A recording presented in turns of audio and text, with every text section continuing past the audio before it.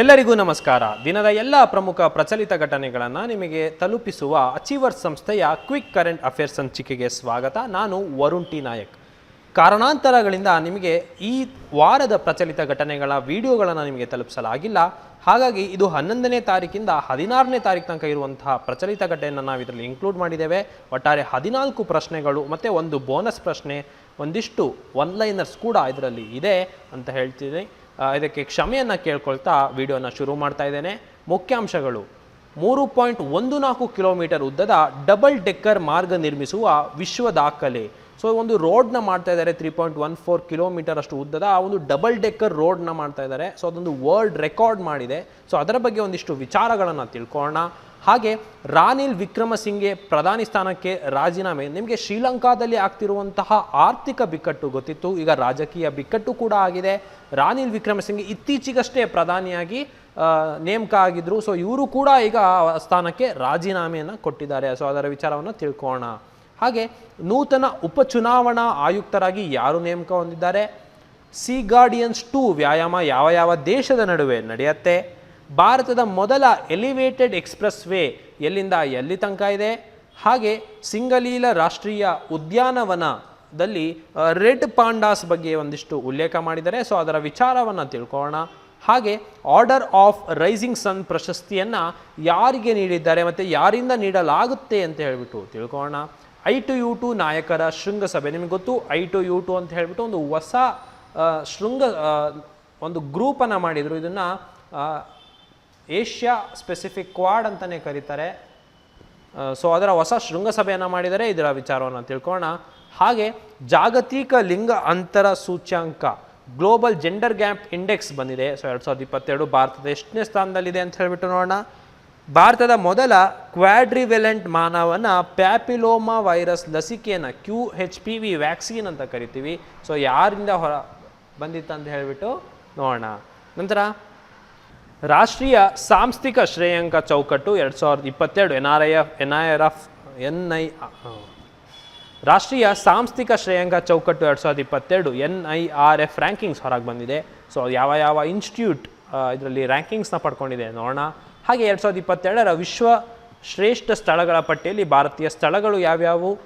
ವಿಶ್ವ ಶಾಂತಿ ವೇದಿಕೆ world piece forum 2022 ಎಲ್ಲಿ ನಡೆಯಿತು?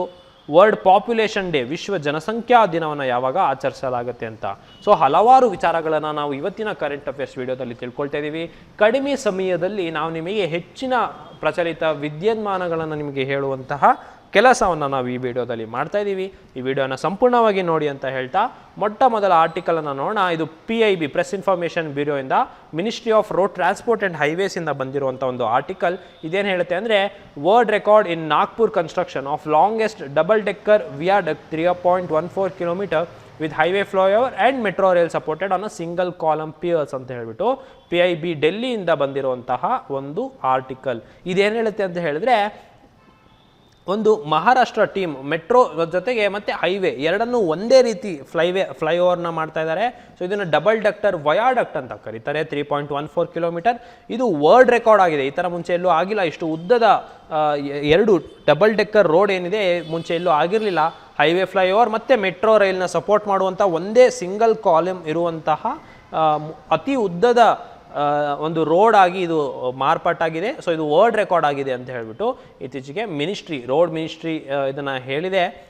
ಸೊ ಇದರಲ್ಲಿ ಮ್ಯಾಕ್ಸಿಮಮ್ 3 ಮೆಟ್ರೋ ಸ್ಟೇಷನನ್ನು ಮಾಡ್ಬೋದು ಈ 3.14 ಕಿಲೋಮೀಟರ್ ವ್ಯಾಪ್ತಿಯಲ್ಲಿ ಅಂತ ಹೇಳ್ಬಿಟ್ಟು ಹೇಳಿದ್ದಾರೆ. ಸೊ ನಿತಿನ್ ಗಡ್ಕರಿ ಅವರು ಏನಿದ್ದಾರೆ ಇದಕ್ಕೆ ಎಲ್ಲ ಕಂಗ್ರ್ಯಾಚುಲೇಟ್ ಮಾಡಿದ್ದಾರೆ, ಇಂಜಿನಿಯರ್ಸ್ಗೆ, ಆಫೀಸರ್ಸ್ಗೆ, ವರ್ಕರ್ಸ್ಗೆ. ಸೊ ಇದನ್ನೆಲ್ಲ ಮಾಡಲಿಕ್ಕೆ ಸಂಬಂಧಪಟ್ಟಂತಹ ಕುಶಲಕರ್ಮಿಗಳಿಗೆ ಧನ್ಯವಾದವನ್ನು ಹೇಳಿದ್ದಾರೆ ನಿತಿನ್ ಗಡ್ಕರಿ ಅವರಂತ. ಸೊ ಆರ್ಟಿಕಲ್ ಈ ರೀತಿ ಇದೆ. ಇದ್ರ ಮೇಲೆ ಯಾವ ರೀತಿ ಪ್ರಚಲಿತ ಘಟನೆ ಪ್ರಶ್ನೆ ಬರುತ್ತೆ ನೋಡೋಣ. ಇತ್ತೀಚೆಗೆ ಯಾವ ರಾಜ್ಯದಲ್ಲಿ 3.14 ಕಿಲೋಮೀಟರ್ ಉದ್ದದ ಡಬಲ್ ಡೆಕ್ಕರ್ ಮಾರ್ಗವನ್ನು ನಿರ್ಮಿಸುವ ವಿಶ್ವ ದಾಖಲೆಯನ್ನು ಸಾಧಿಸಲಾಗಿದೆ? Which state has recently achieved the world's record for constructing a double-decker track of 3.14 kilometre length? 10 ಸೆಕೆಂಡ್ಗಳ ಕಾಲಾವಕಾಶ ಇದೆ. ಸೊ ಯಾವ ರಾಜ್ಯ ಅಂತ ಹೇಳಿಬಿಟ್ಟು ಪ್ರಶ್ನೆ. ಸೊ ಇದಕ್ಕೆ ಸರಿಯಾದ ಉತ್ತರ ನಾನು ನಿಮಗೆ ಆರ್ಟಿಕಲ್ನ ಹೇಳಿದ್ದೆ. ಇದಕ್ಕೆ ಸರಿಯಾದ ಉತ್ತರ ಮಹಾರಾಷ್ಟ್ರ ಆಗಿರುತ್ತೆ. ಇತ್ತೀಚೆಗೆ ಯಾವ ರಾಜ್ಯದಲ್ಲಿ 105 ಗಂಟೆಗಳಲ್ಲಿ 75 ಕಿಲೋಮೀಟರ್ ಹೆದ್ದಾರಿ ನಿರ್ಮಿಸಿ ಗಿನ್ನಿಸ್ ದಾಖಲೆ ಮಾಡಿತ್ತು ಅಂದರೆ ಅದು ಕೂಡ ಮಹಾರಾಷ್ಟ್ರ. ಅಮರಾವತಿಯಿಂದ ಅಕೋಲಾವರೆಗೆ ಇದರ ಹೆದ್ದಾರಿಯನ್ನು ಮಾಡಿದ್ರು, ಕೇವಲ 105 ಗಂಟೆಗಳಲ್ಲಿ ಮಾಡಿದ್ರು, 75 ಕಿಲೋಮೀಟರ್ಸ್. ಇದನ್ನು ಕಳೆದ ಸಂಚಿಕೆಗಳಲ್ಲಿ ಹೇಳಿದ್ವಿ. ವಲಸೆ ಟ್ರ್ಯಾಕಿಂಗ್ ಸಿಸ್ಟಮ್ ಅಪ್ಲಿಕೇಶನ್ ಅನ್ನು ಅಭಿವೃದ್ಧಿಪಡಿಸಿದ ಭಾರತದ ಮೊದಲ ರಾಜ್ಯ ಅಂದರೆ ಅದು ಕೂಡ ಮಹಾರಾಷ್ಟ್ರನೇ ಆಗಿರುತ್ತೆ.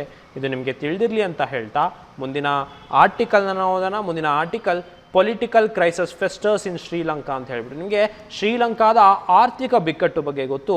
ಅಲ್ಲಿನ ಜನರು ಯಾವ ಮಟ್ಟಿಗೆ ದಂಗೆಯನ್ನು ಎದ್ದಿದ್ದಾರೆ ಅಂತ ಹೇಳಿದ್ರೆ, ಅಲ್ಲಿನ ಪ್ರೆಸಿಡೆನ್ಷಿಯಲ್ ಪ್ರಿಮಿಸಿಸ್ ಏನಿತ್ತು ಕೊಲಂಬೋದಲ್ಲಿ, ಅದರ ಒಳಗೆ ನುಗ್ಗಿ ಪ್ರೆಸಿಡೆಂಟರ ಪ್ರೈವೇಟ್ ಸ್ವಿಮ್ಮಿಂಗ್ ಪೂಲ್ ಆಗಿರ್ಬೋದು ಅಥವಾ ಪ್ರೆಸಿಡೆಂಟರ ಮನೆ ಒಳಗೆ ನುಗ್ಗಿ ಅದರ ಜೊತೆ ಸೆಲ್ಫಿಯನ್ನು ಕ್ಲಿಕ್ಕಿಸುವ ಮೂಲಕ, ಅಥವಾ ಅಲ್ಲಿನ ಜನರು ಇಲ್ಲಿ ಕಾಣ್ತಿರುವಂಥ ಅಸ್ಥಿರತೆಯನ್ನು ನಮಗೆ ಎತ್ತಿ ತೋರಿಸ್ತಾ ಇದ್ದಾರೆ. ಸೊ ಜನರು ದಂಗೆ ಎದ್ದಿದ್ದಾರೆ ಶ್ರೀಲಂಕಾದಲ್ಲಿ. ಸೊ ಹಾಗಾಗೇನೆ ಇತ್ತೀಚೆಗೆ ನೇಮಕವಾಗಿರುವಂತಹ ರನಿಲ್ ವಿಕ್ರಮಸಿಂಘೆ ಪ್ರಧಾನಮಂತ್ರಿಯಾಗಿ ಅವರು ಕೂಡ ರಾಜೀನಾಮೆಯನ್ನು ನೀಡಬೇಕಾಯಿತು. ಯಾಕಂದರೆ ಸಿಚುವೇಶನನ್ನು, ಶ್ರೀಲಂಕಾದ ಕ್ರೈಸಿಸನ್ನು ಕಂಟ್ರೋಲ್ ಮಾಡೋಕ್ಕೆ ಆಗಿಲ್ಲ ಅಂತ ಹೇಳಿಬಿಟ್ಟು.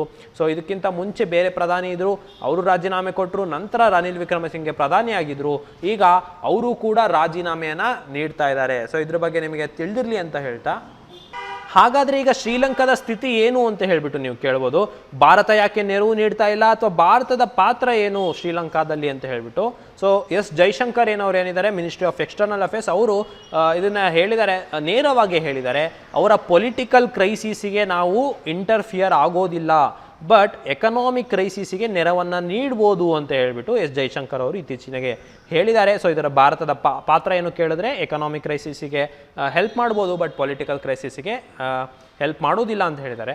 ಮತ್ತು ಈಗ ಶ್ರೀಲಂಕಾದಲ್ಲಿ ಏನಾಗ್ಬೋದು ಅನ್ನೋದಾದರೆ, ಶ್ರೀಲಂಕಾದಲ್ಲಿ ಮಲ್ಟಿ ಗೌರ್ಮೆಂಟ್ ಬರ್ಬೋದು, ಅಥವಾ ಒಂದು ಹಲವಾರು ಪಕ್ಷಗಳ ಜೊತೆಗಿರುವಂತಹ ಒಂದು ಸರ್ಕಾರ ರಚನೆ ಆಗ್ಬೋದು. ಅಲ್ಲಿ ತನಕ ಆ್ಯಕ್ಟಿಂಗ್ ಪ್ರೆಸಿಡೆಂಟ್ ಆಗಿ ರನಿಲ್ ವಿಕ್ರಮಸಿಂಘೆ ಅವರೇ ಮುಂದುವರಿಯಲಿದ್ದಾರೆ ಅಂತ ಹೇಳಿಬಿಟ್ಟು ನೀವು ತಿಳಿದಿರಲಿ. ಇದ್ರ ಮೇಲೆ ಯಾವ ರೀತಿಯಾದಂಥ ಕರೆಂಟ್ ಅಫೇರ್ಸ್ ಪ್ರಶ್ನೆ ಬರುತ್ತೆ ನೋಡೋಣ. ಇತ್ತೀಚೆಗೆ ಯಾವ ದೇಶದ ಪ್ರಧಾನಿ ರನಿಲ್ ವಿಕ್ರಮಸಿಂಘೆ ತಮ್ಮ ಪ್ರಧಾನಿ ಸ್ಥಾನಕ್ಕೆ ರಾಜೀನಾಮೆ ನೀಡಿದ್ದಾರೆ? Recently the prime minister of which country Ranil Wickremesinghe as recent as the prime minister? 10 ಸೆಕೆಂಡ್ಗಳ ಕಾಲಾವಕಾಶ ನಿಮಗಿರುತ್ತೆ.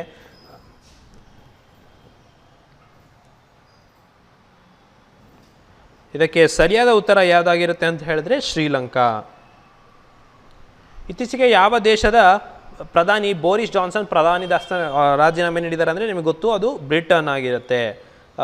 ಇನ್ನು ಮುಂದಿನ ಆರ್ಟಿಕಲನ್ನು ನೋಡೋಣ. R K Gupta named as deputy election commissioner.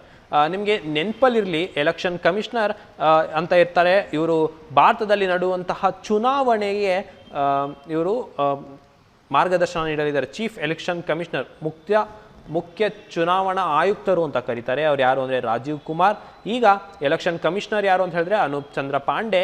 ಈಗ ಒಂದು ಡೆಪ್ಯೂಟಿ ಎಲೆಕ್ಷನ್ ಕಮಿಷನರ್ ಆಗಿಬಿಟ್ಟು ಯಾರನ್ನ ನೇಮಕ ಮಾಡಿದ್ದಾರೆ ಅಂದರೆ ಆರ್ ಕೆ ಗುಪ್ತವನ್ನು ಇತ್ತೀಚೆಗೆ ನೇಮಕ ಮಾಡಿದ್ದಾರೆ ಅಂತ ಹೇಳಿಬಿಟ್ಟು. ಇವರು ಟಿ ಶ್ರೀಕಾಂತ್ ಅನ್ನೋರ ಜಾಗಕ್ಕೆ ಬರಲಿದ್ದಾರೆ. So central secretariat service CSS officer ಆಗಿದ್ದರು. ಸೊ ಆ ಸ್ಥಾನಕ್ಕೆ ಇವರು ಮಾಡಿದ್ದಾರೆ. 28 ಫೆಬ್ರವರಿ ನೆಕ್ಸ್ಟ್ ಇಯರ್ ತನಕ ಇವರು ಅಧಿಕಾರದಲ್ಲಿ ಇರ್ತಾರೆ ಉಪಚುನಾವಣಾಧಿಕಾರಿಯಾಗಿ ಅಂತ ಹೇಳಿಬಿಟ್ಟು ತಿಳಿದಿರಲಿ. ಇತ್ತೀಚೆಗೆ ಉಪಚುನಾವಣಾ ಆಯುಕ್ತರನ್ನಾಗಿ ಯಾರನ್ನು ನೇಮಿಸಲಾಗಿದೆ? Who has been appointed as deputy election commissioner recently. So 10 ಸೆಕೆಂಡ್ಗಳ ಕಾಲಾವಕಾಶ ಇರುತ್ತೆ. ಇದಕ್ಕೆ ಸರಿಯಾದ ಉತ್ತರ ಯಾರು ಅಂತ ಹೇಳಿಬಿಟ್ಟು, ಅಂದರೆ ಯಾರು ಡೆಪ್ಯೂಟಿ ಎಲೆಕ್ಷನ್ ಕಮಿಷನರ್ ಆಗಿದ್ದಾರೆ ಅಂದರೆ ಸರಿಯಾದ ಉತ್ತರ ಆರ್ ಕೆ ಗುಪ್ತಾ. ಇದು ನೂತನ ಚುನಾವಣಾ ಆಯುಕ್ತರು ಯಾರು ಅಂದರೆ ರಾಜೀವ್ ಕುಮಾರ್. ನೀತಿ ಆಯೋಗದ ಉಪಾಧ್ಯಕ್ಷರು ಸುಮನ್ ಬೇರಿ. ಭಾರತ ಮೊದಲ ಮಹಿಳಾ ಚುನಾವಣಾ ಆಯುಕ್ತರು ರಮಾದೇವಿ. ಭಾರತದ ಪ್ರಸ್ತುತ ಅಟಾರ್ನಿ ಜನರಲ್ ಯಾರು ಅಂದರೆ ಕೆ ವೇಣುಗೋಪಾಲ್ ಅಂತ ಹೇಳ್ಬಿಟ್ಟು ನೀವು ತಿಳ್ಕೊಂಡಿರ್ಬೇಕಾಗತ್ತೆ. ಮುಂದಿನ ಪ್ರಶ್ನೆಗೆ ಹೋಗೋಣ. ಮುಂದಿನ ಆರ್ಟಿಕಲ್, ಇಂಡಿಯನ್ ಓಷನಲ್ಲಿ ಚೈನಾ ಮತ್ತು ಪಾಕಿಸ್ತಾನ್ ಒಂದು ಏರ್ ಡ್ರಿಲ್ಸನ್ನು ಮಾಡಿದೆ, ನೇವಲ್ ಮತ್ತು ಏರ್ ಡ್ರಿಲ್ಸ್. ಅದಕ್ಕೆ ಹೆಸರು ಸೀ ಗಾರ್ಡಿಯನ್ಸ್ 2 ಅಂತ ಹೇಳಿಬಿಟ್ಟು. ಸೊ ನಿಮಗೆ ಗೊತ್ತಿರ್ಬೋದು, ಹಲವಾರು ದೇಶಗಳ ನಡುವೆ ಮಿಲಿಟರಿ ಜಂಟಿ ಕಾರ್ಯಕ್ರಮಗಳು ನಡೀತಾ ಇರುತ್ತೆ. ಫಾರ್ ಎಕ್ಸಾಂಪಲ್, ನಿಮಗೆ ಭಾರತ ಮತ್ತು ಒಂದಿಷ್ಟು ದೇಶಗಳ ನಡುವೆ ನಡೆಯುವಂಥ ಜಂಟಿ ಕಾರ್ಯಕ್ರಮ ಇರ್ಬೋದು, ಧರ್ಮ ಗಾರ್ಡಿಯನ್ ಇರ್ಬೋದು, ಅಥವಾ ಹಲವಾರು ಈ ರೀತಿ ನಾವು ನೋಡ್ತಾ ಇದ್ವಿ, ಮಿಲನ್ ಅಂತ ಇರ್ಬೋದು. ಸೊ ಈಗ ಇದು ಸೀ ಗಾರ್ಡಿಯನ್ಸ್ 2 ಅಂತ ಏನಿದೆ, ಇದು ಯಾವ ದೇಶಗಳ ನಡುವೆ ಆಗುತ್ತೆ ಅಂತ ಹೇಳಿದ್ರೆ, ಒಂದು ಚೈನಾ, ಇನ್ನೊಂದು ಪಾಕಿಸ್ತಾನ್. ಇದು ಎಲ್ಲಿ ಆಗ್ತಾ ಇದೆ ಅಂತ ಹೇಳಿದ್ರೆ ಇಂಡಿಯನ್ ಓಷನಲ್ಲಿ ಇದು ಆಗ್ತಾ ಇದೆ. ಸೊ ಈ ಡ್ರಿಲ್ ಅವರ ಡಿಫೆನ್ಸ್ ಕೋಆಪರೇಷನನ್ನು ಇಂಪ್ರೂವ್ ಮಾಡ್ಕೊಳ್ಳಿಕ್ಕೆ ಮತ್ತು ಟೆಕ್ನಿಕಲ್ ಎಕ್ಸ್ಚೇಂಜಸನ್ನು ಮಾಡ್ಕೊಳ್ಳಿಕ್ಕೆ ಇದನ್ನು ಮಾಡ್ತಾ ಇದೆ. ಚೈನಾ ಮತ್ತು ಪಾಕಿಸ್ತಾನ ಇದನ್ನು ಮಾಡ್ತಾ ಇದೆ ಅಂತ ಹೇಳಿಬಿಟ್ಟು ತಿಳಿದಿರಲಿ. ಇತ್ತೀಚೆಗೆ ಚೀನಾ ಮತ್ತು ಯಾವ ದೇಶದ ನಡುವೆ ಸಿ ಗಾರ್ಡಿಯನ್ಸ್ 2 ವ್ಯಾಯಾಮ ಜರುಗಿತು? Sea guardians 2 exercise between China and which country ಅಂತ ಹೇಳಿಬಿಟ್ಟು 10 ಸೆಕೆಂಡ್ಗಳ ಕಾಲಾವಕಾಶ ಇರುತ್ತೆ. ಇದಕ್ಕೆ ಸರಿಯಾದ ಉತ್ತರ ಯಾವುದಾಗಿರುತ್ತೆ ಅಂತ ಹೇಳಿದ್ರೆ ಪಾಕಿಸ್ತಾನ. ಅತಿ ದೊಡ್ಡ ದ್ವೈವಾರ್ಷಿಕ ಬಹುಪಕ್ಷೀಯ ನೌಕಾ ವ್ಯಾಯಾಮ rim of the Pacific, rim pack 2022 ಎಲ್ಲಿ ಜರುಗಿತು ಅಂತ ಕೇಳ್ತಾರೆ. ಹವಾಯನ್ ದ್ವೀಪಗಳು ಮತ್ತು ದಕ್ಷಿಣ ಕ್ಯಾಲಿಫೋರ್ನಿಯಾದಲ್ಲಿ ನಡೆಯಿತು. ಇದನ್ನು ಕಳೆದ ಸಂಚಿಕೆಗಳಲ್ಲಿ ಹೇಳಿದ್ವಿ. ಮಿತ್ರಶಕ್ತಿ ಯಾವ ದೇಶದ ನಡುವೆ ಅಂತ ನಡೆಯುವ ಜಂಟಿ ಕಾರ್ಯಕ್ರಮ ಅಂದರೆ ಭಾರತ ಮತ್ತು ಶ್ರೀಲಂಕಾ. ವಜ್ರ ಪ್ರಹಾರ ಭಾರತ ಮತ್ತು USA. ಗರುಡ ಶಕ್ತಿ ಭಾರತ ಮತ್ತು Indonesia. Malabar Bharat, Australia, US ಮತ್ತು ಜಪಾನ್ ನಡುವೆ ನಡೆಯುವಂತಹ ಒಂದು ಜಂಟಿ ಕಾರ್ಯಕ್ರಮಗಳಾಗಿದೆ, ಮಿಲಿಟರಿ ಎಕ್ಸಸೈಸಸ್ ಆಗಿದೆ. ಇದರ ಬಗ್ಗೆ ತಿಳಿದಿರಲಿ ಅಂತ ಹೇಳ್ತಾ ಮುಂದಿನ ಆರ್ಟಿಕಲ್ ಅನ್ನು ನೋಡೋಣ. ಮುಂದಿನ article, countries first elevated Dwarka expressway to be operational by 2023. ನೋಡಿ, ದ್ವಾರಕಾ ಎಕ್ಸ್ಪ್ರೆಸ್ ವೇ ಅಂತ ಹೇಳಿಬಿಟ್ಟು ಇದು ಡೆಲ್ಲಿ ಮತ್ತು ಗುರ್ಗಾಂವ್ ನಡುವೆ ಇರುವಂತಹ ಒಂದು ಎಕ್ಸ್ಪ್ರೆಸ್ ವೇ. ಇದು ಭಾರತದ ಮೊದಲ ಎಲಿವೇಟೆಡ್ ಎಕ್ಸ್ಪ್ರೆಸ್ ವೇ ಅಂತ ಹತ್ರ ಸ್ವಲ್ಪ ಎತ್ತರದ ಪ್ರದೇಶದಲ್ಲಿ ನಡೆಯುವಂಥ ಒಂದು ಅರ್ಬನ್ ಎಕ್ಸ್ಪ್ರೆಸ್ ವೇ ಇದಾಗಿದೆ. ಇದು ಡೆಲ್ಲಿ ಮತ್ತು ಗುರ್ಗಾಂವಲ್ಲಿ ನಡುವೆ ಇದೆ. ಸೊ ಇದು ಡೆಲ್ಲಿ, ಜೈಪುರ್, ಅಹಮದಾಬಾದ್ ಮತ್ತು ಮುಂಬೈ ಆರ್ಮ್ ಆಫ್ ಗೋಲ್ಡನ್ ಕ್ವಾಡ್ರಿಲ್ಯಾಟರಲ್ಲಿ ಇದು ಬರಲಿದೆ.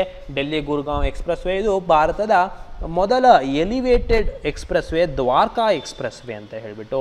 ಸೊ ಇದು NH8 ಇರುವಂತಹ ಟ್ರಾಫಿಕ್ ಆಲ್ಮೋಸ್ಟ್ 50 to 60% ಇದು ಕಮ್ಮಿ ಮಾಡಲಿದೆ ಅಂತ ಹೇಳಿಬಿಟ್ಟು ಇದನ್ನು ನೋಡಲಾಗಿದೆ ಅಂತ ಹೇಳ್ತಾ, ಇದ್ರ ಮೇಲೆ ಯಾವ ರೀತಿಯಾದಂತಹ ಪ್ರಚಲಿತ ಘಟನೆ ಪ್ರಶ್ನೆ ಬರುತ್ತೆ ನೋಡೋಣ.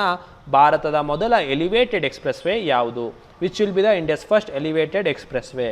10 ಸೆಕೆಂಡ್ಗಳ ಕಾಲಾವಕಾಶ ಇರುತ್ತೆ. ಇದಕ್ಕೆ ಸರಿಯಾದ ಉತ್ತರ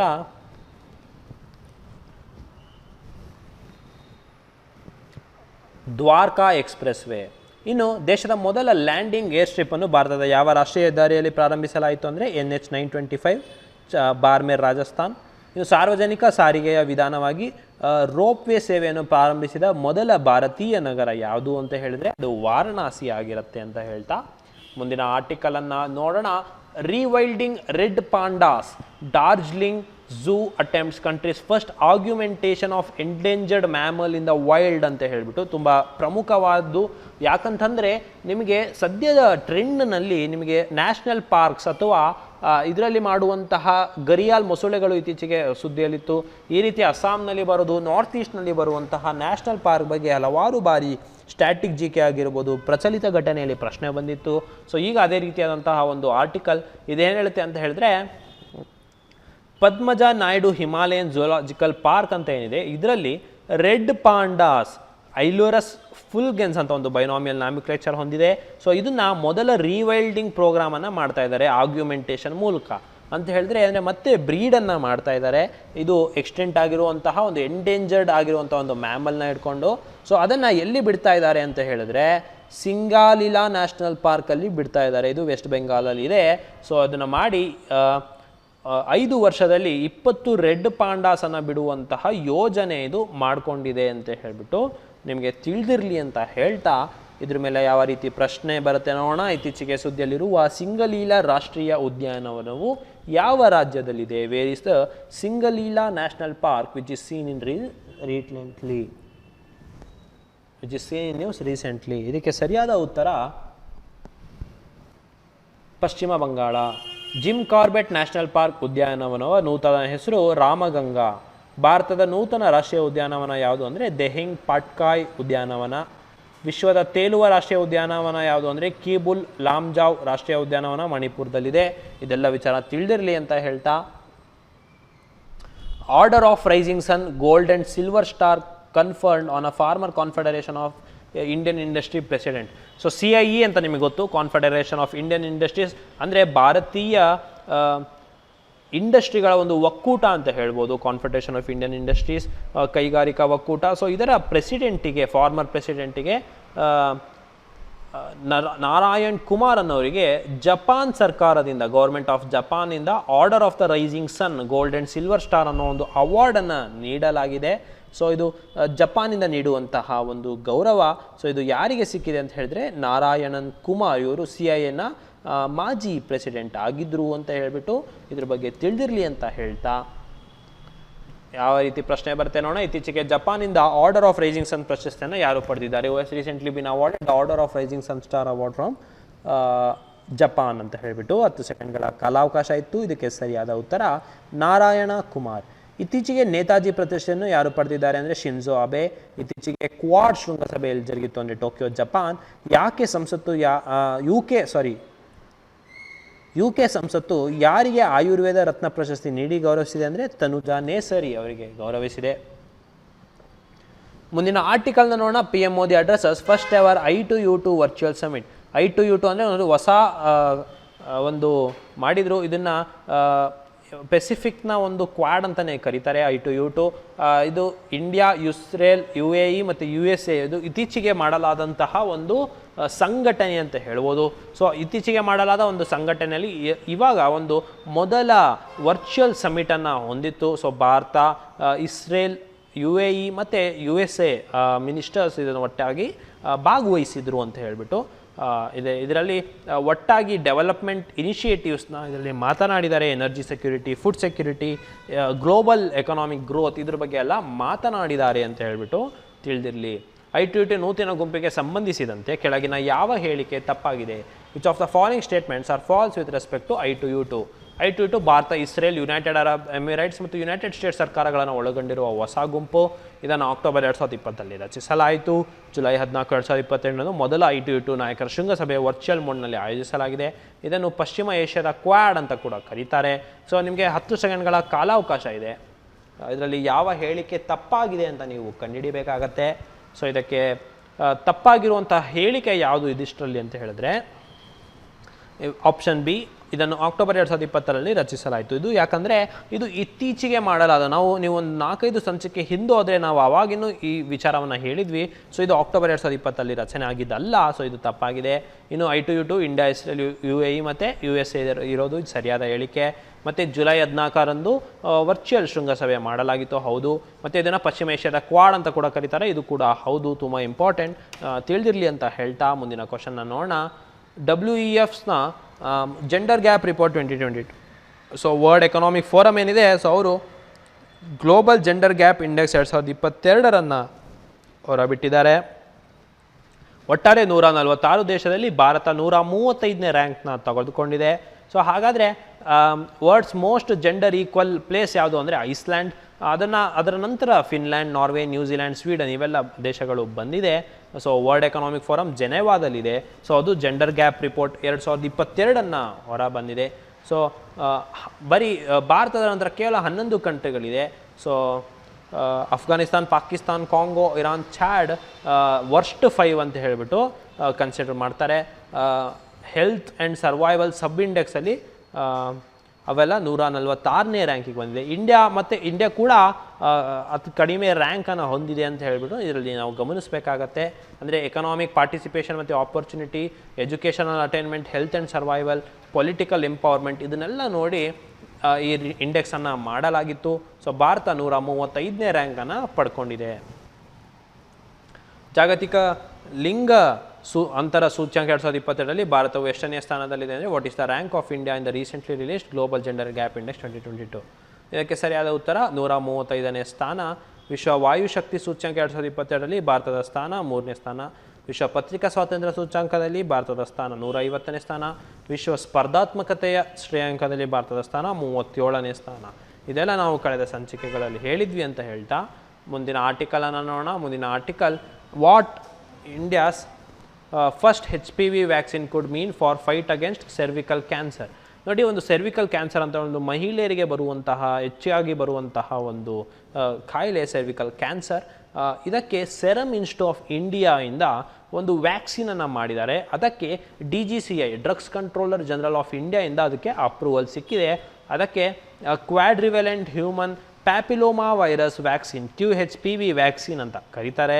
ಸೊ ಇದು ಯಾವ ರೋಗದ ವಿರುದ್ಧ ಇದೆ ಅಂದರೆ ಸರ್ವಿಕಲ್ ಕ್ಯಾನ್ಸರ್ ವಿರುದ್ಧ ಇದೆ ಅಂತ ಹೇಳಿಬಿಟ್ಟು ನಿಮಗೆ ತಿಳಿದಿರಲಿ ಅಂತ ಹೇಳ್ತಾ ಇದ್ರ ಮೇಲೆ ಯಾವ ರೀತಿ ಪ್ರಶ್ನೆ ಬರುತ್ತೆ ನೋಡೋಣ. ಭಾರತದ ಮೊದಲ ಕ್ವಾಡ್ರಿವೆಲೆಂಟ್ ಮಾನವ ಪ್ಯಾಪಿಲೋಮಾ ವೈರಸ್ ಲಸಿಕೆ QHPV ಲಸಿಕೆಯನ್ನು ಯಾವ ಸಂಸ್ಥೆ ಅಭಿವೃದ್ಧಿಪಡಿಸಿದೆ ಅಂದರೆ which organisation develop India's first quadrivalent human papilloma virus vaccine QHPV virus vaccine ಅಂತ ಹೇಳಿಬಿಟ್ಟು. ಸೊ 10 ಸೆಕೆಂಡ್ಗಳ ಕಾಲಾವಕಾಶ ಇರುತ್ತೆ. ಇದಕ್ಕೆ ಸರಿಯಾದ ಉತ್ತರ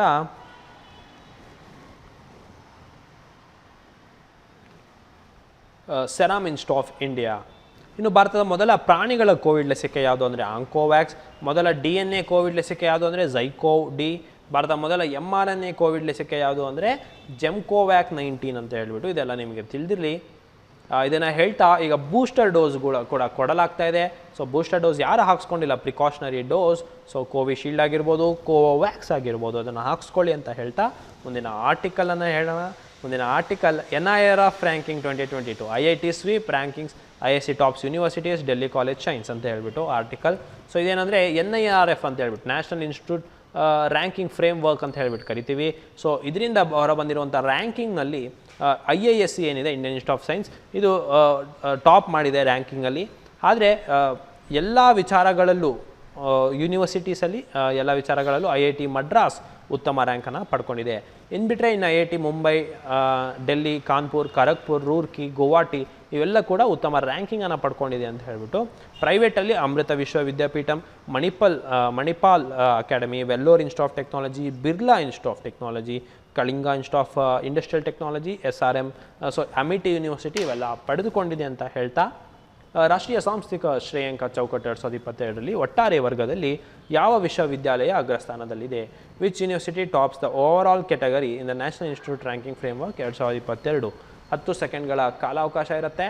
ಸೊ ಇದಕ್ಕೆ ಸರಿಯಾದ ಉತ್ತರ ಯಾವುದು ಅಂತ ಹೇಳಿದ್ರೆ IIT ಮಡ್ರಾಸ್.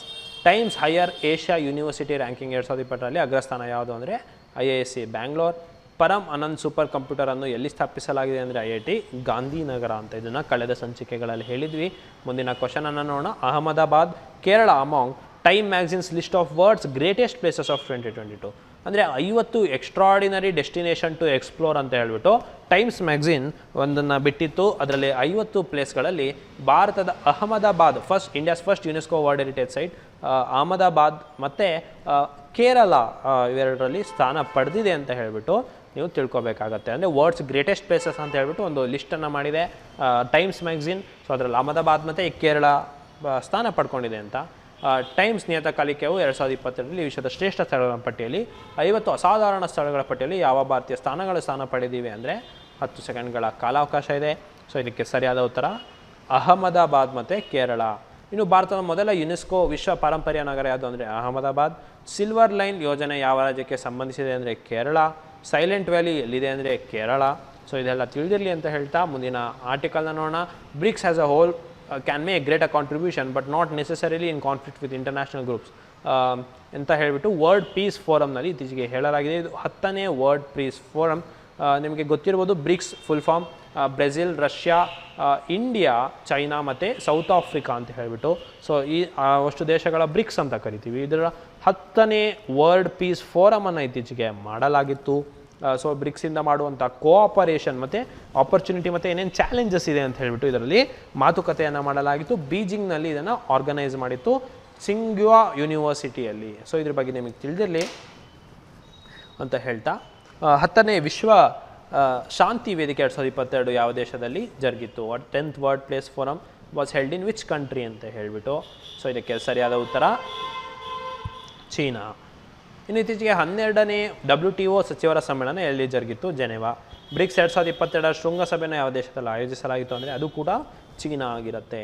ಇನ್ನು ಕೊನೆಯ ಆರ್ಟಿಕಲ್ಗೆ ಬಂದಿದ್ದೇವೆ. World population day is being observe today ಅಂತ ಹೇಳ್ಬಿಟ್ಟು. ಅಂದರೆ ಜುಲೈ 11ನೇ ತಾರೀಕು ಪ್ರತಿ ವರ್ಷ ವರ್ಲ್ಡ್ ಪಾಪ್ಯುಲೇಷನ್ ಡೇ ಅಂತ ಹೇಳಿಬಿಟ್ಟು ವಿಶ್ವ ಜನಸಂಖ್ಯಾ ದಿನ ಅಂತ ಹೇಳಿಬಿಟ್ಟು ಆಚರಣೆ ಮಾಡಲಾಗತ್ತೆ. ಇದನ್ನು December 1990 United Nation General Assembly UNGA ಅಂತ ಏನಿದೆ, ಸೊ ಇದನ್ನು ಮಾಡಲಾಗ್ತಾ ಇತ್ತು. ಇದನ್ನು ಫಸ್ಟ್ ಮಾರ್ಕ್ ಮಾಡಿದ್ರು ಜುಲೈ 11 90 ಕಂಟ್ರಿ ಮಾಡಲಾಗ್ತಿತ್ತು. So 7 billion world population reach ಆದಾಗ 2011ರಲ್ಲಿ ಇದನ್ನು ಮಾಡಿತ್ತು. So world of 8 billion towards resilient future for all ಅಂತ ಹೇಳಿಬಿಟ್ಟು ಥೀಮ್ ಇತ್ತು 2022. ಏನು ಥೀಮ್ ಅಂತಂದರೆ world of 8 billion towards a resilient future for all. Harnessing opportunities and ensuring rights and choices for all ಅಂತ ಹೇಳ್ಬಿಟ್ಟು ವರ್ಲ್ಡ್ ಪಾಪ್ಯುಲೇಷನ್ ಡೇನ ಒಂದು theme ಆಗಿದೆ. ಇನ್ನು ವಿಶ್ವ ಜನಸಂಖ್ಯೆ ದಿನವನ್ನು ಯಾವಾಗ ಆಚರಿಸಲಾಗುತ್ತೆ? When is the. World population day celebrated. 10 ಸೆಕೆಂಡ್ಗಳ ಕಾಲಾವಕಾಶ ಇರುತ್ತೆ. ಇದಕ್ಕೆ ಸರಿಯಾದ ಉತ್ತರ ಯಾವುದಾಗಿರುತ್ತೆ ಅಂತ ಹೇಳಿದ್ರೆ ಜುಲೈ 11. ಇನ್ನು ವಿಶ್ವ ಜನಸಂಖ್ಯಾ ದಿನ 2022ರ ಥೀಮ್ ಏನು ಅಂತ? Word of 8 billion towards a resilient future for all ಅಂತ. ಭಾರತದಲ್ಲಿ ಅತಿ ಹೆಚ್ಚು ಜನಸಂಖ್ಯೆಯನ್ನು ಹೊಂದಿರುವ ರಾಜ್ಯ ಯಾವುದು ಅಂದರೆ ಉತ್ತರ ಪ್ರದೇಶ ಅಂತ ಹೇಳ್ಬಿಟ್ಟು ತಿಳ್ಕೊಂತ ಇವತ್ತಿನ ಒನ್ಲೈನರ್ ಕರೆಂಟ್ ಅಫೇರ್ಸ್ಗೆ ಬಂದಿದ್ದೇವೆ. ಇವತ್ತಿನ ಒನ್ಲೈನರ್ ಕರೆಂಟ್ ಅಫೇರ್ಸಲ್ಲಿ ಪ್ರಧಾನಮಂತ್ರಿ ನರೇಂದ್ರ ಮೋದಿ ಅವರ ಹೊಸ ಸಂಸತ್ತಿನ ಕಟ್ಟಡ ನಿರ್ಮಾಣ ಹಂತದಲ್ಲಿದೆ. ಇನ್ನು ಸಂಸತ್ತಿನ ಕಟ್ಟಡ ಅದರ ಮೇಲೆ 6.5 ಮೀಟರ್ ಎತ್ತರದ ರಾಷ್ಟ್ರೀಯ ಲಾಂಛನವನ್ನು ಅನಾವರಣಗೊಳಿಸಿದ್ದಾರೆ. ಅಂದರೆ ಒಂದು ನ್ಯಾಷನಲ್ ಎಂಬ್ಲಮ್ ಏನಿದೆ, ನಮ್ಮ ಅಶೋಕನ 4 ಸಿಂಹಗಳು ಏನಂತ ಕರಿತೀವಿ ನ್ಯಾಷನಲ್ ಎಂಬ್ಲಮ್, ಸೊ ಅದನ್ನು ಇತ್ತೀಚೆಗೆ ಹೊಸ ಸಂಸತ್ತಿನ ಕಟ್ಟಡದ ಮೇಲೆ ಅದಿನ್ನೂ ನಿರ್ಮಾಣ ಹಂತದಲ್ಲೇ ಇದೆ, ಬಟ್ ಅದರ ಮೇಲೆ ಒಂದು ರಾಷ್ಟ್ರೀಯ ಲಾಂಛನವನ್ನು 6.5 ಮೀಟರ್ ಉದ್ದದ ಲಾಂಛನವನ್ನು ಅನಾವರಣಗೊಳಿಸಿದ್ದಾರೆ ಅಂತ ಹೇಳಿಬಿಟ್ಟು ತಿಳಿದಿರಲಿ. ಇನ್ನು ಓಲಾ ಎಲೆಕ್ಟ್ರಿಕ್ ಭಾರತದ ಮೊದಲ ಸ್ಥಳೀಯವಾಗಿ ಅಭಿವೃದ್ಧಿಪಡಿಸಿದ ಲಿಥಿಯಂ ಅಯಾನ್ ಸೆಲ್ಲನ್ನು ಅನಾವರಣಗೊಳಿಸಿದೆ ಅಂತ ಹೇಳಿಬಿಟ್ಟು ತಿಳಿದಿರಲಿ. ಇನ್ನು ಭಾರತೀಯ ವಿಜ್ಞಾನಿಗಳು ಹೊಸ ಮಾರ್ಗದ ಸಿಂಥೆಟಿಕ್ ಪಪೈಡ್ಗಳನ್ನು ಅಭಿವೃದ್ಧಿಪಡಿಸಿದ್ದಾರೆ. ಅದು SARS-CoV-2 ವೈರಸ್ನ ಜೀವಕೋಶಗಳಿಗೆ ಪ್ರವೇಶವನ್ನು ನಿರ್ಬಂಧಿಸುವುದು ಮಾತ್ರವಲ್ಲದೆ ಸೋಂಕು ತಗುಲಿಸುವ ಸಾಮರ್ಥ್ಯವನ್ನು ಕೂಡ ಕಡಿಮೆ ಮಾಡಲಿದೆ. ಅಂದರೆ ಏನು, ನಿಮಗೆ ಕೋವಿಡ್ ಟೆಸ್ಟ್ ಮಾಡ್ತಿದ್ದಂಥ ಒಂದು ಪಿಪೆಟ್ಗಳೇನಿತ್ತು ಅದರಿಂದ ಅದನ್ನು ಸಿಂಥೆಟಿಕ್ಕಿಂದ ಮಾಡಿರುವಂಥ ಒಂದು ಹೊಸದು ಮಾಡಿದ್ದಾರೆ. ಇದರಿಂದ ಜೀವಕೋಶ ಅಥವಾ ಸೋಂಕು ತಗುಲೋ ಸಾಮರ್ಥ್ಯ ಕಡಿಮೆ ಆಗಲಿದೆ.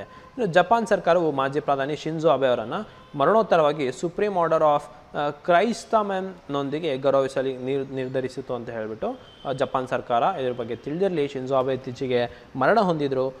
ಸೊ ಅವರಿಗೆ ಸುಪ್ರೀಂ ಆರ್ಡರ್ ಆಫ್ ಕ್ರೈಸಾಂಥಮ್ ಅಂತ ಹೇಳಿಬಿಟ್ಟು ಒಂದು ಗೌರವವನ್ನು ನೀಡಿದ್ದಾರೆ.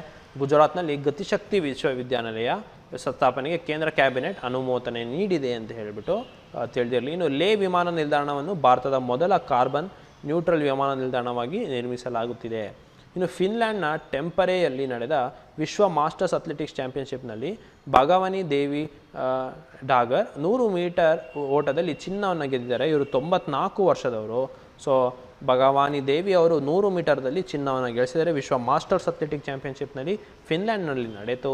ಸೊ ಇದೆಲ್ಲ ನಿಮಗೆ ತಿಳಿದಿರಲಿ ಅಂತ ಹೇಳ್ತಾ ಇವತ್ತಿನ ಬೋನಸ್ ಪ್ರಶ್ನೆಗೆ ಹೋಗೋಣ. ಅದಕ್ಕಿಂತ ಮುಂಚೆ ಒಂದು ವಿಶೇಷ ಸೂಚನೆ ಇದೆ. ನಿಮಗೆ ಗೊತ್ತು, ಅಚೀವರ್ ಸಂಸ್ಥೆ 8 ವರ್ಷದಿಂದ ಉನ್ನತ ದಾಖಲೆಗಳನ್ನು ಫಲಿತಾಂಶದಲ್ಲಿ ನೀಡ್ತಾ ಇದೆ. ಈಗ 5000 PC ಏನು ಕಾಲ್ ಆಗ್ತಾ ಇದೆ, ಸೊ ಅದಕ್ಕೆ ಸಂಬಂಧವಾಗಿ ಹೊಸ ಬ್ಯಾಚ್ಗಳು ಪ್ರಾರಂಭವಾಗ್ತಾ ಇದೆ. ಸೊ ಹಾಗಾಗಿ ಇದಕ್ಕೆ ಉಚಿತ ಸ್ಕಾಲರ್ಶಿಪ್ ಪರೀಕ್ಷೆನ ಏರ್ಪಡಿಸಲಾಗಿತ್ತು. 10ನೇ ಜುಲೈಗೆ ಹಲವಾರು ರೆಸ್ಪಾನ್ಸಸ್ ಬಂದಿತ್ತು. ಅದೇ ರೀತಿ ಇನ್ನೂ 2 ಭಾನುವಾರಗಳು 17 ಜುಲೈ ಮತ್ತು 24 ಜುಲೈ ಎಂದು ಸ್ಕಾಲರ್ಶಿಪ್ ಪರೀಕ್ಷೆ ಆಗಲಿದೆ. ಸೊ ನಾವು ಸ್ಕ್ರೀನ್ ಮೇಲೆ ಕಾಣ್ತಿರುವಂತಹ QR-ಗೆ ಸಂಬಂಧಪಟ್ಟಂತೆ ನೀವು ರಿಜಿಸ್ಟ್ರೇಷನ್ನ ಮಾಡಬೇಕು. ರಿಜಿಸ್ಟ್ರೇಷನ್ ಮಾಡಿ ನೀವು ಎಕ್ಸಾಮನ್ನು ಬರೀಬೇಕು. ಆನ್ಲೈನ್ ಮತ್ತು ಆಫ್ಲೈನ್ ಮಾದರಿ ಎರಡೂ ರೀತಿಯಲ್ಲಿ ಪರೀಕ್ಷೆ ಇತ್ತು. ಸೊ ಈ 17ನೇ ತಾರೀಕು ನಿಮಗೆ ಆಫ್ಲೈನ್ ಮಾದರಿಯಲ್ಲಿ ಇರುತ್ತೆ. ಅದು ನಮ್ಮ ಇನ್ಸ್ಟಿಟ್ಯೂಟಿಗೆ ಬಂದು ನೀವು ಬರೀಬೇಕಾಗತ್ತೆ ಅಂತ ಹೇಳ್ತಾ, ಮತ್ತು ಈ ಪರೀಕ್ಷೆಯಲ್ಲಿ ಉನ್ನತ ಮಾರ್ಕ್ಸ್ ತೆಗೆದವರಿಗೆ 90% ಕೋಚಿಂಗ್ ಶುಲ್ಕದಲ್ಲಿ ರಿಯಾಯಿತಿಯನ್ನು ನೀಡಲಾಗುತ್ತೆ ಅಂತ ಹೇಳ್ತಾ ಮುಂದೆ ಬೋನಸ್ ಪ್ರಶ್ನೆಗೆ ಹೋಗೋಣ. ಭಾರತದ ಮೊದಲ ವಿಶಿಷ್ಟ ರಕ್ತದ ಗುಂಪಿನ ಹೆಸರೇನು? What is the name of India's first unique blood group? EMM ಋಣಾತ್ಮಕ, AMU ಧನಾತ್ಮಕ, SNE ಋಣಾತ್ಮಕ, RHE ಋಣಾತ್ಮಕ. ಸೊ ಸರಿಯಾದ ಉತ್ತರವನ್ನು ನೀವು ಹೇಳಿ ಅಂತ ಹೇಳ್ತಾ, ಇದೇ ರೀತಿಯಾದಂತಹ ಕಂಟೆಂಟಿಗೆ ಅಚೀವರ್ ಸಂಸ್ಥೆಯನ್ನು ನೀವು ಯೂಟ್ಯೂಬ್ ಚಾನಲ್ಗೆ ಫಾಲೋ ಮಾಡಬೇಕು. ಇನ್ನು PCPSI ಹೊಸ ಅಡ್ಮಿಷನ್ಸ್ ಏನಾಗ್ತಾ ಇದೆ, ಸೊ ಅದಕ್ಕೆ ಅಚೀವರ್ ಸಂಸ್ಥೆಗೆ ಭೇಟಿ ನೀಡಿ. ಇನ್ನು ಇವಾಗ ಕರೆಂಟ್ ಅಫೇರ್ಸ್ PDF ಆಗಿರ್ಬೋದು ಅಥವಾ ಸಂಡೇ ಪೇಪರ್ ಆಗಿರ್ಬೋದು, ಇದನ್ನೆಲ್ಲ ಟೆಲಿಗ್ರಾಮ್ ಗುಂಪು ಮತ್ತು ವಾಟ್ಸ್ಯಾಪ್ ಗುಂಪಲ್ಲಿ ನಿಮಗೆ ಸಿಗಲಿದೆ ಅಂತ ಹೇಳ್ತಾ, ನಮ್ಮನ್ನು ಹೀಗೆ ಫಾಲೋ ಮಾಡಿ ಅಂತ ಹೇಳ್ತಾ ಧನ್ಯವಾದಗಳು.